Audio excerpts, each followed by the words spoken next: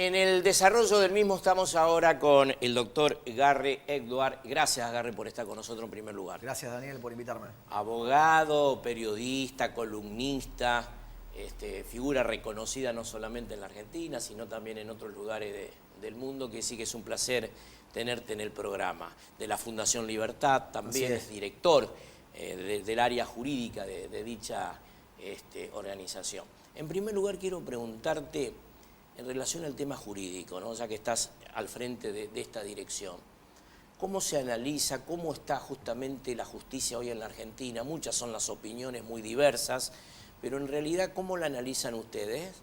Mucha preocupación, Daniel, en un contexto en el que vemos siempre la política metiendo la cola, ¿no? En todo lo que tiene que ver con la justicia. Lo veíamos por estas fechas con los distintos candidatos presidenciales que o tocan o no terminan de tocar el tema de la justicia. Por caso, un Milei que dice no nos vamos a meter, vamos a dejar que la Corte Suprema maneje completamente su presupuesto. En esta semana que teníamos la resolución y el cambio de criterio de la Corte con respecto al límite de los 75 años con la jueza Figueroa, que ha generado una discusión de un lado y del otro de la biblioteca y que ha marcado por parte, por ejemplo, del gobierno que les digan no, ahora no les vamos a dar el aumento en el presupuesto a la Corte Suprema. Entonces, ahí lo que vemos es mucha discusión política en lo que uno pensaría debería ser un organismo y un poder completamente independiente. Claro, pierde la transparencia el sistema judicial argentino. Se va perdiendo completamente, uno lo ve con concursos que se llaman, pero luego con pliegos que quedan en el aire, que no se terminan de discutir, pliegos que terminan en el vaivén de la discusión política y del poder y no en los concursos, no en las ternas, no en los escalafonamientos como correspondería. Me parece que hace falta una revisión muy fuerte, Daniel, en lo que tiene que ver con el funcionamiento de la justicia, con su accionar, con su transparencia, con el aporte de la tecnología también para que la gente, el ciudadano de a pie, pueda darle seguimiento como corresponde. Uno lo ve, por ejemplo, a nivel federal, como el expediente digital tuvo mucha más fuerza. Uno lo está viendo también en la provincia, que se están tomando medidas para que así suceda, pero ¿cuánto está todavía de distancia el respeto a los plazos, la posibilidad de acceso a la justicia para todos los ciudadanos? Son temas que lamentablemente no han tenido respuesta. No tenemos ni siquiera todavía ocupado el puesto que queda vacante en la Corte Suprema, ¿no? Claro. Doctor, en Santa Fe uno de los temas, un flagelo, es justamente el narcotráfico. Y en relación a esto se habla mucho de la justicia, pero también hay muchos faltantes en la justicia, en lugares claves que tendrían que estar, inclusive con un poder decisorio mucho más importante. Es así, con una justicia federal en el caso de lo que tiene que ver con el narcotráfico, que tiene todavía un sistema antiguo, sí, el sistema inquisitivo, no el sistema acusatorio, para que hagamos el paralelo rápido.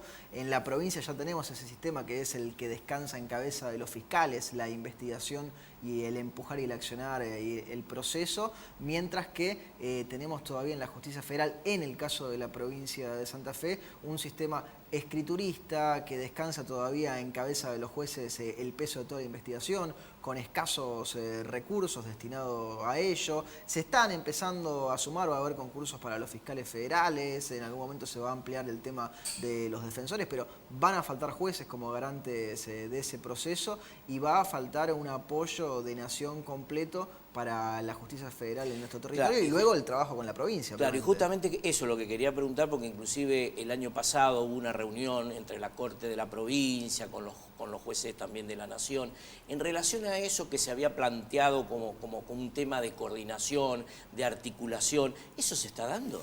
Eso quedó más bien como una fotografía, claro, como una expresión o un deseo de buena voluntad, pero no se lo ha visto en los hechos. Imaginemos que desde hace tiempo tenemos una oficina de la Procunar aquí en la ciudad de Rosario y no hemos tenido una mejora en los guarismos ni en las estadísticas vinculadas con el narcotráfico, sino más bien todo lo contrario. Tenemos también una provincia que discute cada tanto si hay que desfederalizar o no el narcomenudeo, que también tiene problemáticas luego en el funcionamiento, porque digo, lo que parece ser narcomenudeo y si luego eso se estudia y en realidad es un gran clan y una gran asociación ilícita. Eso luego va a terminar en la justicia federal. Es decir, hay muchas cuestiones de competencia, de jurisdicción que no quedan del todo claras y que tampoco se han discutido como corresponde en el ámbito legislativo, ¿no? Inclusive días pasados ha habido declaraciones de la fiscal general de la provincia con una gran preocupación sobre amenazas que están recibiendo distintos fiscales. Sí, eso ha sucedido, es una cuestión que obviamente debe estar preocupando fuertemente a los distintos partícipes y a los distintos actores dentro de la justicia, en lo que a uno lo lleva a pensar, ¿no? En imágenes quizá tan truculentas como las que había en su momento en Colombia, con jueces que se ponían la balaclava, el pasamontañas al momento de juzgar a los narcotraficantes. Es decir, el avance contra el mundo narco va a implicar también el riesgo de aquellos que están en la justicia trabajando activamente para desarmarlas, esas bandas. ¿Cómo podemos, Garre, retomar un camino de transparencia en gestión pública? Que parece muy difícil, pero que realmente en estos tiempos es más que necesario. Si no tenemos transparencia y seguridad, se nos hace complicada la sociedad. Bueno, ahí hay una cuestión que me parece que nos lleva a las bases, ¿no? Porque hablamos de transparencia y hablamos también de publicidad, hablamos de hacer conocer y hablamos también de lo que... A ver, en inglés usan un término que es difícil de traducir, que es el accountability, ¿no? Que lo traducimos en general al español como la rendición de cuentas, que no es exactamente lo mismo que la responsabilidad, pero que tiene que ver con el dar cuenta y con el hacerse también responsable de aquello que uno hace, que uno no termina viendo muchas veces de parte del Estado y de parte de los distintos funcionarios y empleados públicos, en el sentido de que así como muchas veces termina sucediendo que el administrado, el ciudadano, es un número más en ese engranaje, muchas veces también termina pasando, Daniel, que los que se encargan de hacer una partecita en el Estado se esconden, ¿no? En esa gran maquinaria, en ese gran leviatán, en ese gran monstruo. Entonces hay que llevarlo todo, me parece, a unidades mínimas que sean más fáciles de controlar por cada uno de nosotros, que sea claro lo que sucede y que esa claridad aporte, ¿no?, al seguimiento. Las dos preguntas finales te quiero hacer. La primera en relación a la regulación de las redes sociales. Sí. Las redes sociales son muy ventajosas, tienen una gran fortaleza, pero también tiene grandes debilidades. En relación a esto es muy difícil regular eso, ¿no?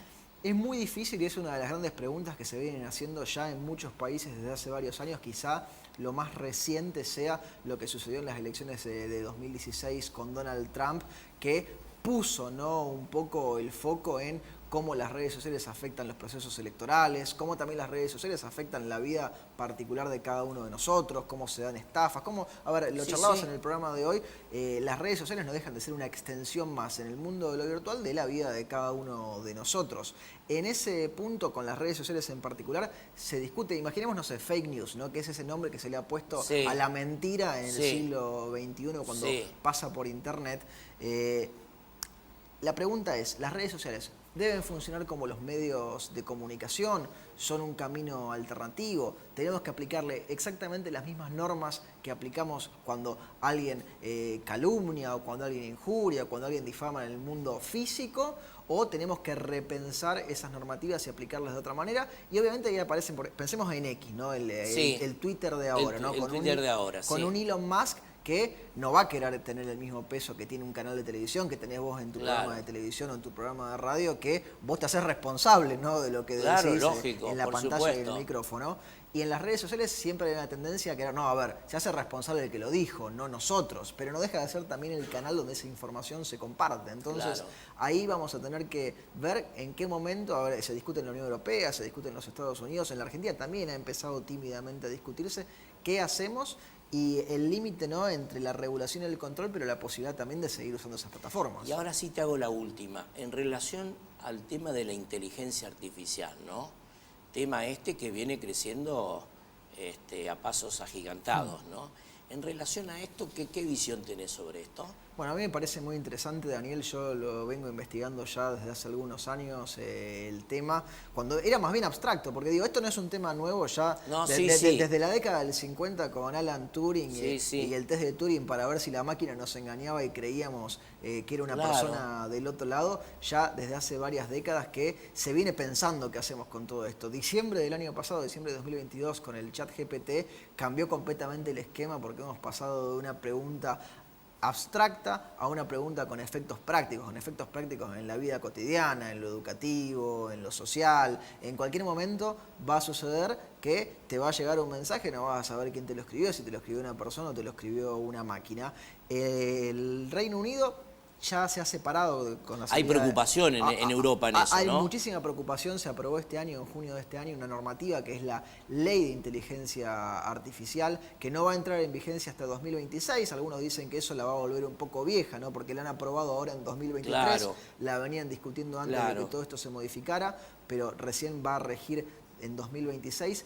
Ahí lo que tenemos es una preocupación por los daños que puede provocar la inteligencia artificial. Imaginemos, vas a pedir un crédito y el crédito lo decide una máquina, si te lo da o no te lo da, y entonces mira datos que no sabes cuáles son, toma una decisión que no podés recurrir y de repente te dio o no te dio acceso al crédito. O cosas peores, se ha usado en los Estados Unidos hace no demasiados años la inteligencia artificial para decidir quién recibía una libertad condicional y quién no la recibía. Claro. Dato interesante, eran las personas de color las que no recibían la posibilidad de la libertad condicional, mientras que las otras sí se permitía.